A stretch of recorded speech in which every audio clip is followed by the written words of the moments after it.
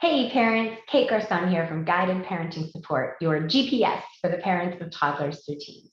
I am a parent educator and parenting coach, and you might be wondering, what does that even mean? So think about it like fitness. Parent education is like that fitness class you go to at the gym where there's a little something for everyone and you take away what's important to you. And then parent coaching is like personal training where it's very specific, customized to your goals. If you are interested in learning more about parent coaching, you can go to my website, www.guidedparentingsupport.com, and book a discovery call. It's always free, and we can talk about your goals, your concerns, and what you are looking for your family. Today, however, you are going to get a taste of parent education because back to school is just around the corner. And so we are going to spend the next 15 or 20 minutes talking about what you and your kids and teens really need to do to prep for school. And I promise you, it's not memorizing more math facts.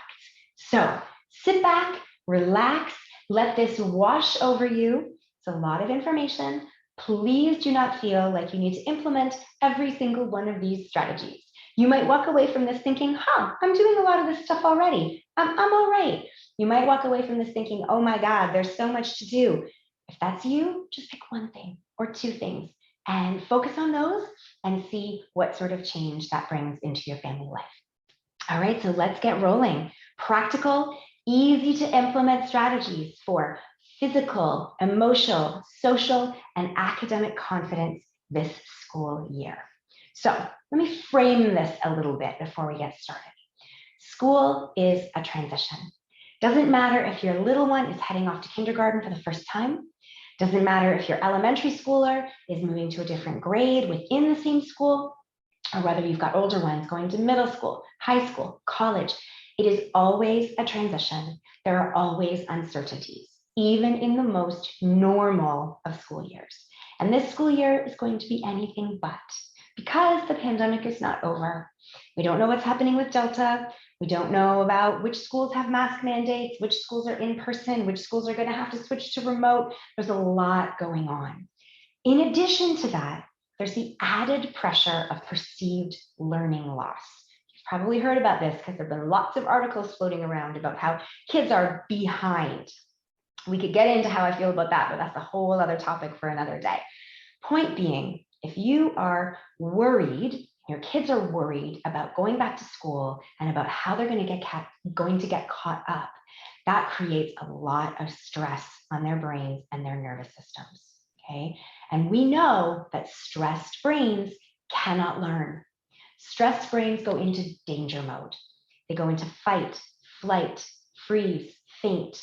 If you've noticed your kids or your teens being extra tired, extra lethargic, more irritable, crankier, more clingy, more argumentative, those are all signs that they are stressed. Their brain and their nervous system have gone into that danger, that panic mode, which means they're not taking in new information. So the best preparation for any kind of new academic learning is to actually take the focus completely off of academics and focus on bringing those brains and bringing those nervous systems into a state of calm. So how do we actually do that? So you have all heard the term resilience. It gets tossed around a lot, but really it's just a fancy way of saying the ability to recover quickly from change, illness, misfortune, okay? The ability to adjust easily to change. That's all it is, okay?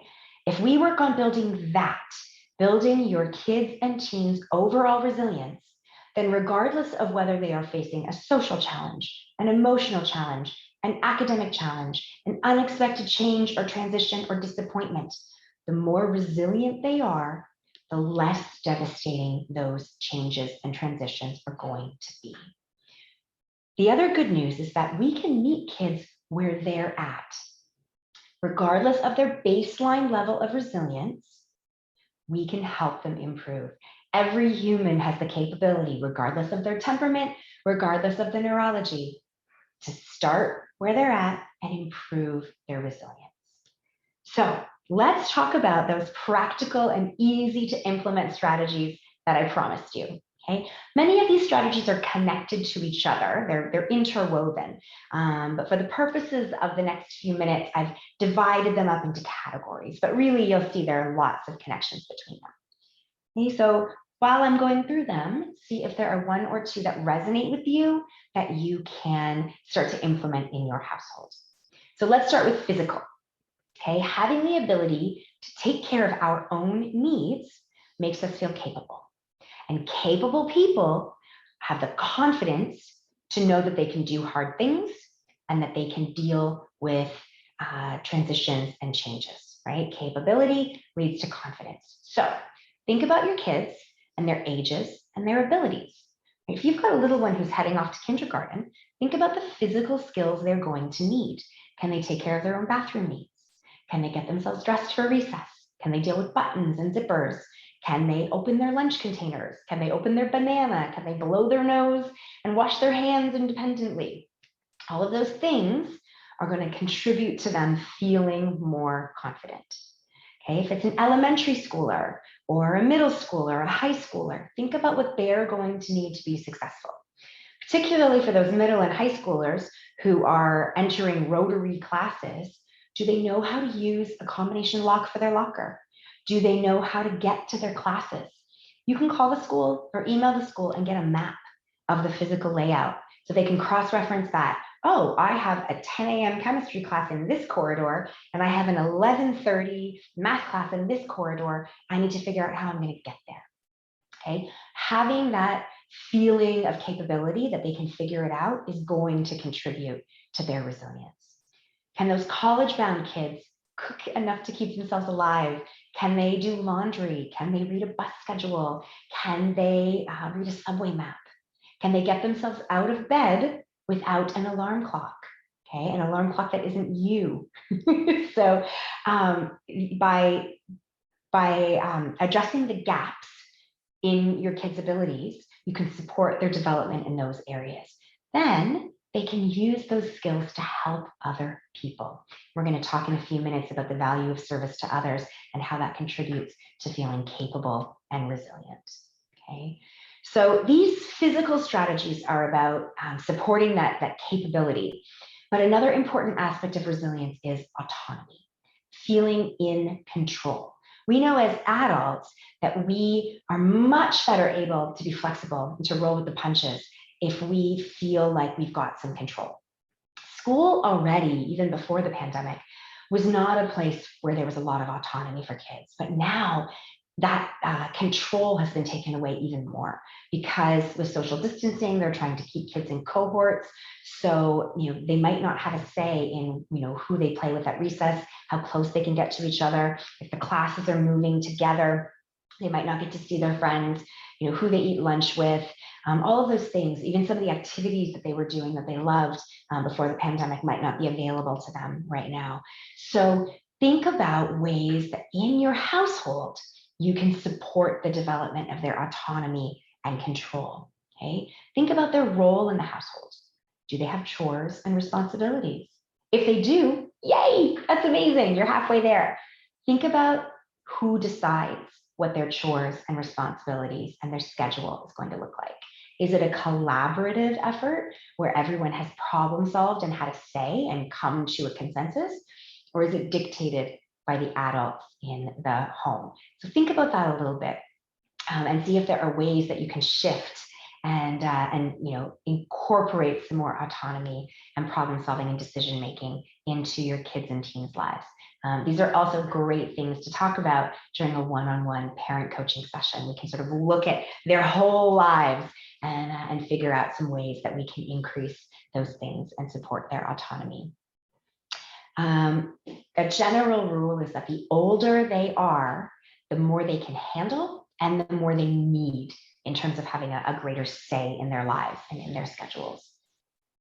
Another hugely important protective factor for resilience is having caring, trusted adults and close friends in your children's lives.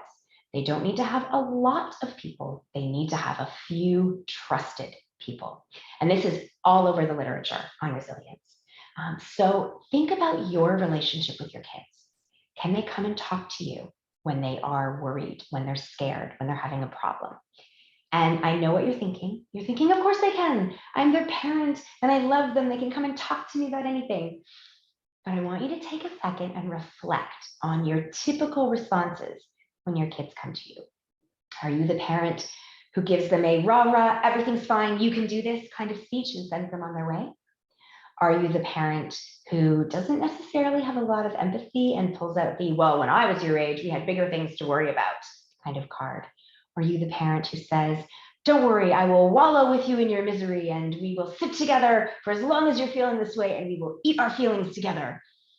Or are you the parent who listens with empathy, gives them space and guidance to sift through their feelings, and then helps them problem solve by being a sounding board? If you're listening to these and you're thinking, ooh, maybe there are some things I could work on in how I respond when my children come to me, I would love to talk to you for some one-on-one parent coaching. But then also think about, how is your connection and relationship with your kids and teens? Do you play together? Do you laugh together? Is there time for spontaneity and fun and just chilled out, unstructured family time? Or is it more regimented and things are more scheduled and kind of dictated? You know, now it's time for dinner, now it's time for homework, now it's time for bed, now it's time for soccer. Think about that and see if there are ways that you can increase the unstructured, unscheduled playtime, because that's going to build your relationship and your connection, which increases your chances of being one of their protective factors. Okay? Then think about who else they have in their lives. Is there a teacher or a coach that they're particularly close to? Perhaps if they're not comfortable, you could shoot off a quick email to that teacher or coach and say, hey, Johnny's a little bit nervous about coming back to school, and I know he really values his relationship with you. Any chance you could send him a quick email or pop by, seek him out on the first day of school to say hello? It would really mean a lot. If there are friends that they've been feeling a bit disconnected with, ask them, who do they miss? Who do they trust? Who would they like to spend some more time with? And see if you can get them reconnected before school starts, or have a plan for the first day of school where they're going to meet and walk together or sit on the bus, or however that's going to look, just so that they have those connections and relationships firmly in place. Another area of life that contributes to overall resilience is general health. So think about when we feel well rested, when we feel healthy and we feel good and strong, we're more resilient. We are better able to roll with the punches and handle what comes. And our kids are no different. So think about their sleep schedules.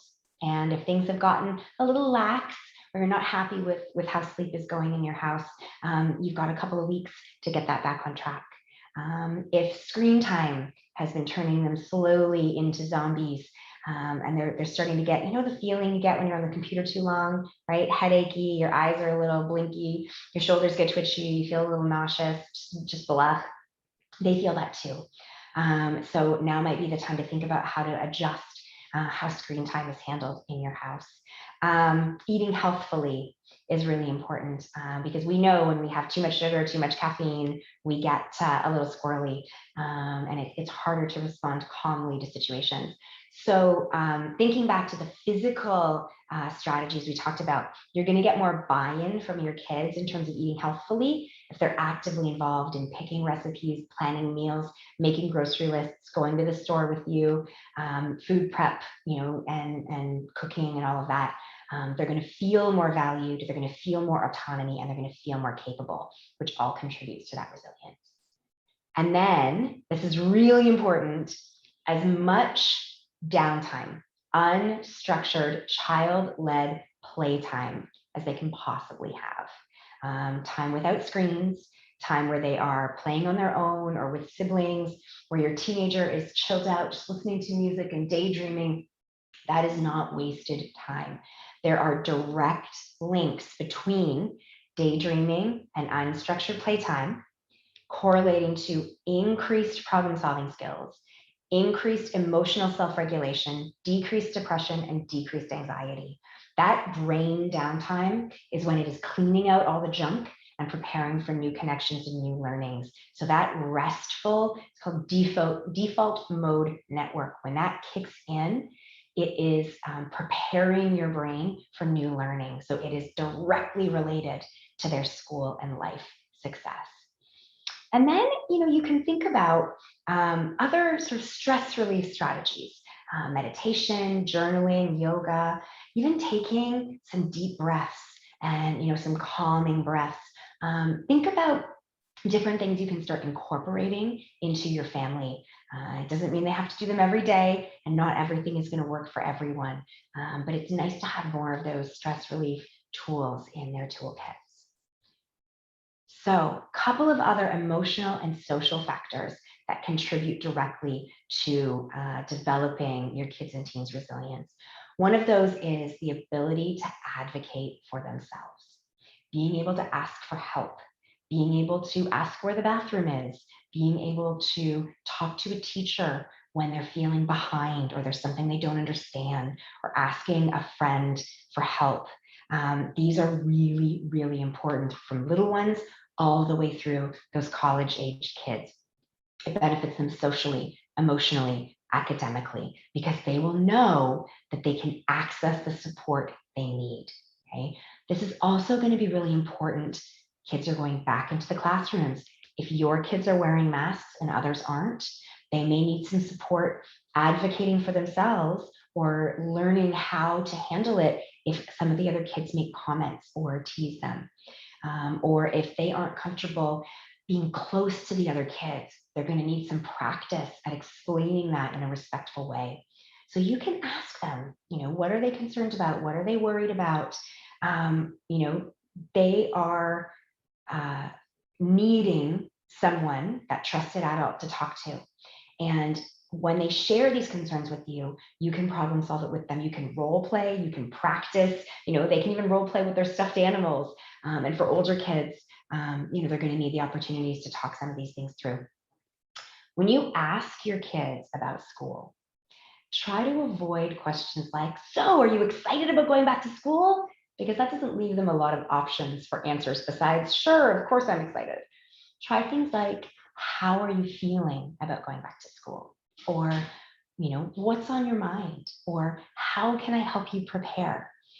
And if your kids are a little older, heading into adolescence, you're going to get some eye rolling, you're going to get some shoulder shrugging. I don't know, I'm fine, nothing, it's cool.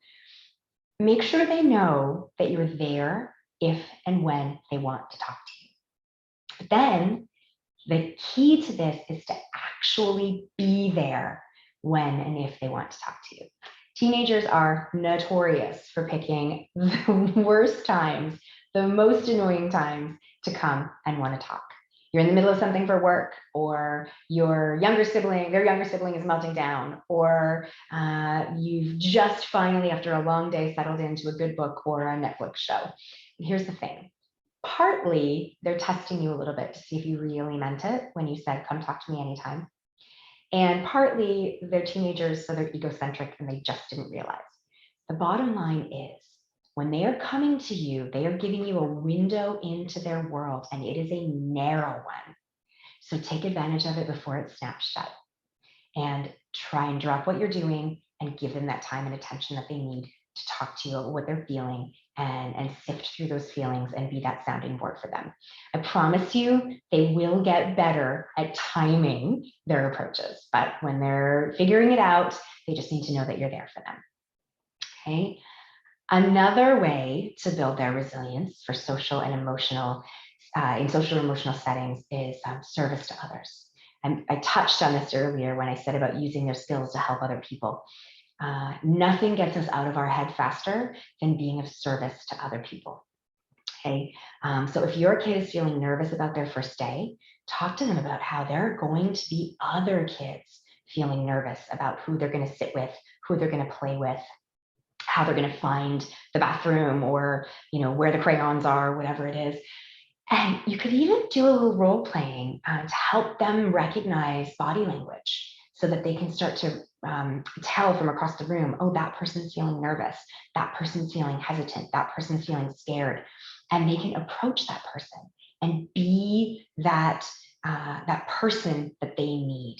And being of service to them is going to make your own kids and teens feel a whole lot better and develop that resilience. And then one last thing that you can do is to give yourselves the gift of extra time. Feeling rushed, especially in the mornings as you're all dashing out the door, is the downfall of executive functions and emotional self-regulation. If your mornings are a nightmare every single day, that is setting you and your kids up for that nervous system overload and that stressed brain. And that is what you're sending out into the world and into school. So do as much as you can the night before, and have your kids and teens do for themselves as much as they possibly can. So that means lunches packed and ready to go, backpacks filled and by the door, clothes laid out, showers and baths taken, breakfast prepped, all of those things. For your tiny ones, you're going to need to do a lot of that, but they can be actively involved in choosing their outfit, in putting their things in their backpack, making sure their shoes are by the door. The older they get, the more they need to be involved, not only in the physical doing, but in the planning of it, because that builds their executive functions, which build their resilience. And executive functions are directly linked to school success. So this is where you help them figure out, am I a list person? Am I a chart person? Do I need a day planner? Do I need an app for this? Do I need 2 alarm clocks? Do I need to ask someone to remind me? Help them figure out strategies so that they learn what they need. It's probably going to be different from what you need. And that's okay. The important thing is they try some things out, they have success or they have failure, they have room to self-reflect, and they have room to try different things. You want them trying on different strategies while they still have you as their surrogate frontal lobe before they head off to the world outside your house where they're going to be on their own learning this stuff. So you're probably wondering, why isn't she talking about academics? And that is because if these other things are in place, the academics mostly take care of themselves. Okay, I could talk for days about the perceived value of grades versus the actual value of grades and all of the other strengths and qualities that people need to be successful in life that have nothing to do with whether or not they got an A in their calculus class. But for the purposes of school prep, for heading back, if you focus on building these other things we've talked about, then the school success is going to come much more easily, because your kids and teens are going to know how to acknowledge when they're struggling, how to ask for help, how to create a plan. They're going to know how to consolidate their skills by helping others. They're going to know how to handle stress, what strategies work for them to feel in control and confident. So here are your big takeaways. If this was too long, didn't listen. The first is that improving overall resilience supports all transitions, changes, disappointments, and challenges over time. So overall resilience is going to support their school success. Second takeaway, no matter what their baseline level of resilience is, they can always improve. So meet them where they're at and go from there. And the third takeaway is, don't try to do all of this stuff at once, okay? Pick the low-hanging fruit, 1 or 2 things that are going to be really easy for your family to implement. Maybe it's as simple as dropping 1 after school or 1 evening activity a week, so you and your kids have more time to build your connections with each other, or they have more unstructured downtime. Maybe it's getting your middle and high school kids to be making their own lunches and packing their own backpacks so that they're ready to go for the morning, okay? Maybe it's reflecting on how you respond when they come and talk to you and doing a little bit of work on revising that to improve your relationship and your connection with them. Whatever it is, just pick 1 or 2 things.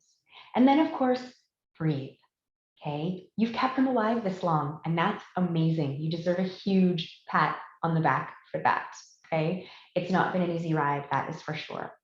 So please know that you can reach out to me anytime, and I am delighted to listen. There is no greater joy for me than having a parent in the driver's seat of their family's journey with me along as the GPS in the passenger seat to guide along the way, to observe, to offer strategies and support, and to help sift through and find those resources that are going to serve you best. So you can find me at www.guidedparentingsupport.com. You can email me directly, kate@guidedparentingsupport.com, or you can check out Instagram, LinkedIn, Facebook. I'm kind of everywhere these days. And remember, kids don't come with a roadmap, so there's GPS.